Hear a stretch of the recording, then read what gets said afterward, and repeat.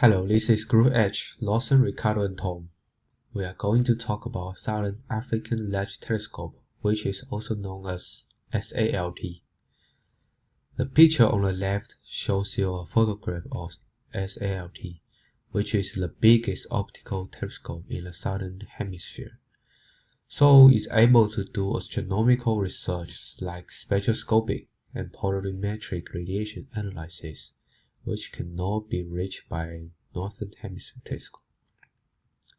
One of the importance is that it can help us detect black holes. As the name suggests, it is located in South Africa, on a hill in the east of Cape Town. The location was chosen because it's clear sky and excellent conditions. However, it's only 1,800 meters above sea level. That is much lower than the astronomical standards. So the incoming light may have been blocked by the thicker atmosphere. Although SALT could take lots of acceptable pictures, they are not as good as those taken by higher precision telescope. It was set up by National Research Foundation of South Africa in 2005. After that, many colleges in South Africa joined in for science working. In 2007, America and the UK joined in SALT consortium. EM spectrum. The new ultraviolet visible image camera can take high-resolution images.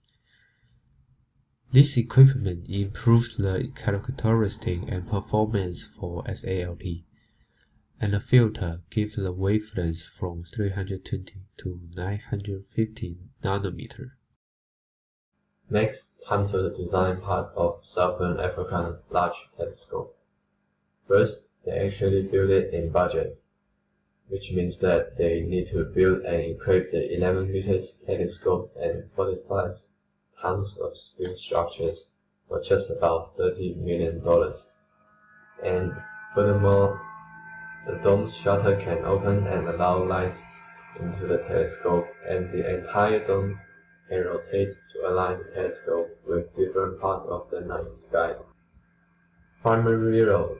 The design team decided to use the 11 times 10 meters spherical hexagonal mirror, and they manufactured and shipped the 91 segments of the mirror to the site independently, because it is cheaper than ship the entire one piece of mirror at once.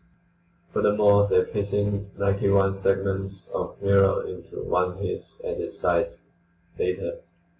And however, the spherical mirror cannot bring the starlight to a sharp focus, so they have to use the spherical aberration corrector to fix the imperfect focus before it enters into the payload house at the top of the primary mirror. The payload house at the top of the primary mirror contains primary instruments to analyze the light reflecting off from the primary mirror, such as fold mirrors, sortie cams, which you can do deep sky image, and robot stubby spectrograph. Next, the process of data gathering and processing is that first, the primary mirror collects the starlight from the night sky and the light reflecting off from the primary mirror and enter into the payload house through the entrance, which is the spherical aberration corrector. Then the fold mirror directs the light to the different instruments in the payload house, such as sortie cam and robot stubby spectrograph. The robot stubby spectrograph split the incoming light into its constituent wavelengths to near ultraviolet range, for the purpose of exploit the improved ultraviolet throughput of Southern African Large Telescope. Also, it will perform favorite parallel imaging spectroscopy and narrowband imaging It will send to the control room at the base of the telescope for further processing the software.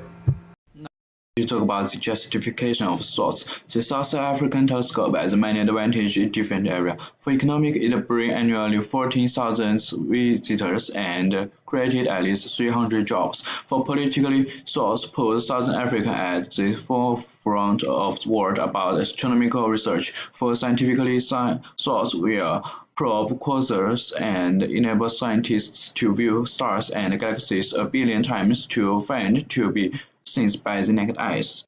And then I will talk about the research of sorts.